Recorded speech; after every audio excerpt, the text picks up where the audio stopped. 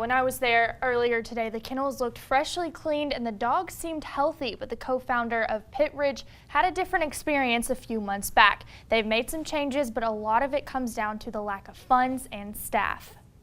We pulled up and you could smell it from outside. Mariah Anthony with Pit Ridge Rescue, remembering her last 2 trips to the Blytheville Animal Control Shelter. We walk past these dogs, they are standing in feces, in their own urine.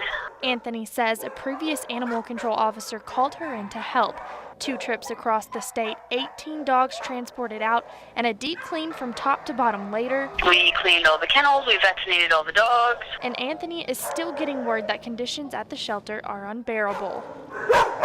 But Assistant Police Chief Ricky Jefferson, they are well versed in things that need to be done, says his animal control officers have a daily routine to keep the shelter clean and the dogs safe. What sometimes interrupts that routine are calls for service. The type of calls we take are abandoned dogs. Just recently we got a dog because he was left in the past ice storm. So many of the animals they take in are already in poor health. In a perfect world, we would love to take every single one of our dogs to the vet. But vet bills aren't cheap. And the city just doesn't have the funds to pay that.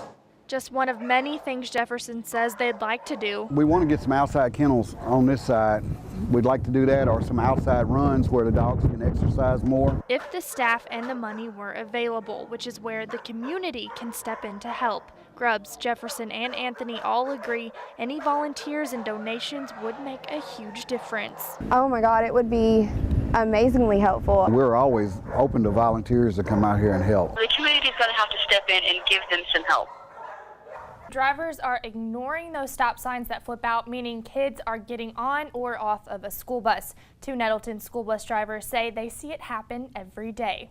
Some more than others. Bus drivers. But we can just about guarantee it happening to at least one every day. They're tasked with carrying irreplaceable cargo. We're there to transport students safely to and from school. But it's not their actions putting kids in danger. It upsets me, makes me nervous. It's other drivers on the road, too distracted or impatient to obey the law. We've even had some vehicles pass us on the right-hand side. Yes. With the children getting off on the right-hand side. That's just waiting to kill a child.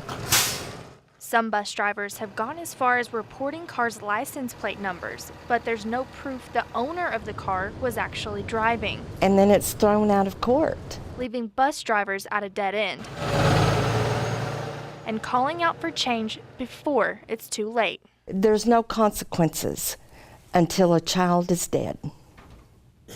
Copeland and Hutcherson both advocating for fines for the owner of the car, no matter who's driving it, and every driver to pay attention. Live in the studio, Shelby Smithson, Region 8 News.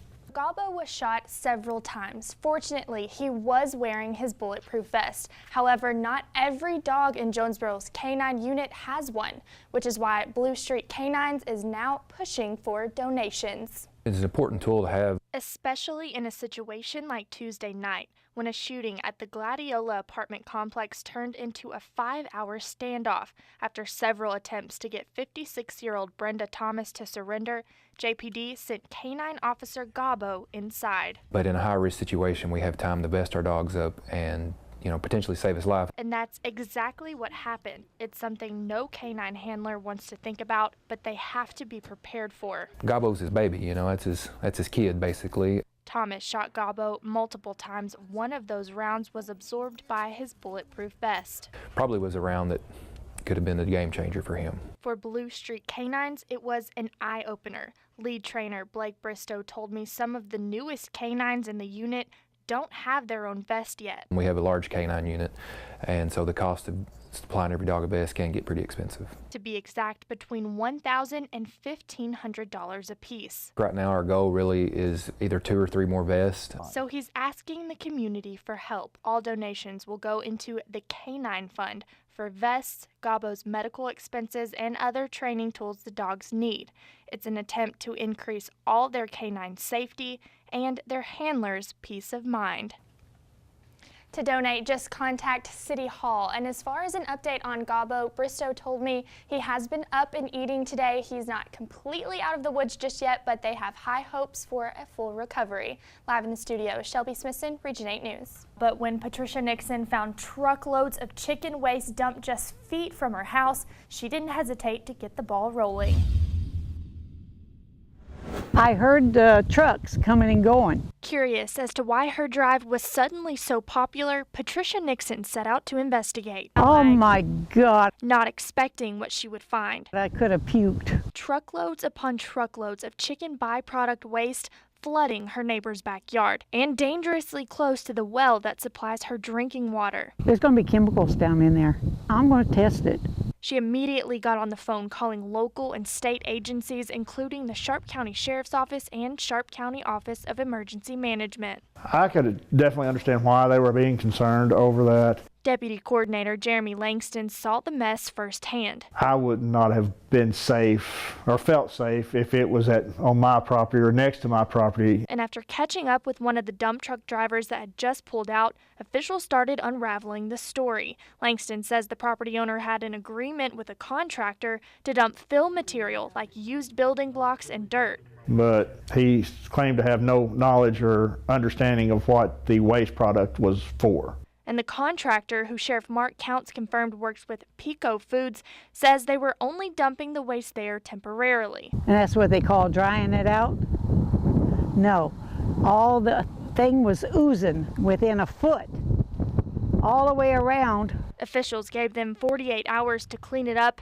Langston says it appears to be a one-time incident. But it kind of makes you open your eyes as to this is one time when somebody got caught doing it. And Nixon isn't so sure that it won't happen again, saying she'll keep an eye out for next time. It could happen tomorrow. Who knows? It's happening right here in Jonesboro and across the country. Chief Elliott told me it's a case of bystanders not wanting to get involved, and it's leaving criminals out on the streets. Can anybody tell me anything? No, y'all don't know where anybody got hit at, huh? It's an unanswered question that's leaving police with their hands tied. Well, in regards to the Waffle House shooting investigation, we've kind of at a standstill. A parking lot full of witnesses and even the victim not cooperating with the investigation. Somebody will have to talk. He probably knows exactly who did it. It's a trend happening across the country, and it's not doing the police or the public any favors. It makes it hard to bring the person that responsible for it to justice, and that family needs that closure for their loved one that may have just been injured or has perished. And no matter the reason, people don't want to get involved. They realize they may have to end up in court. Sometimes it's in fear of retaliation. It's a catch-22. Law enforcement hopes they can escape soon. I've always said policing is not a spectator sport. It takes everybody in the community to get involved in keeping the city a safe place. He was understandably excited about the progress his team made today and thankful for their dedication the last 3 days, which he says were spent searching, gathering evidence, and ultimately developing the suspect. She is in real bad shape. Not a wreck, but something happened. She can't even tell me what happened. Less than 72 hours after this phone call came into the Greene County Sheriff's Office, 911. An arrest has been made. The judge signed a probable cause warrant for this individual, and we went in and arrested him. Without incident, it was an anticlimactic end to a search that was anything but. It's been a very long 3 days for my whole department. Not much sleep, because something like this we take very serious. As did the rest of the county. Neighbors putting up security cameras and schools alerting bus drivers to be aware. Now they can all rest a little easier. We started with nothing and we've made an arrest, so I'm very thankful, very thankful. Now we are still waiting for the Greene County Sheriff's Office to confirm the identity of the suspect. Sheriff Carter told me we should have that information by tomorrow. We're talking about a crosswalk, or lack thereof, leading from an apartment complex to a school bus stop across the heavily traveled Highway 42. And in just the short time that I was there, I watched a handful of kids run across the road. There is no pedestrian sign up, there's no flashing lights, there's no crosswalk, there's nothing.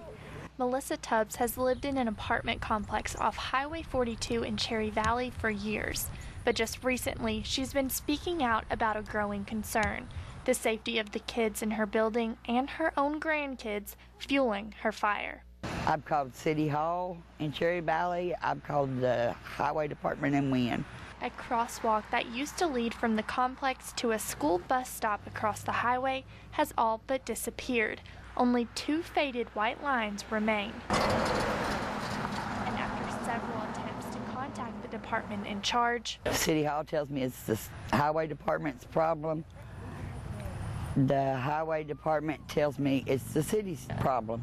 she started taking the problem into her own hands. I have literally gotten in the middle of the road and put my hand up and stopped traffic. Just trying to call attention to the issue before it's too late. Nothing has ever happened that I know of, but we do not want it to.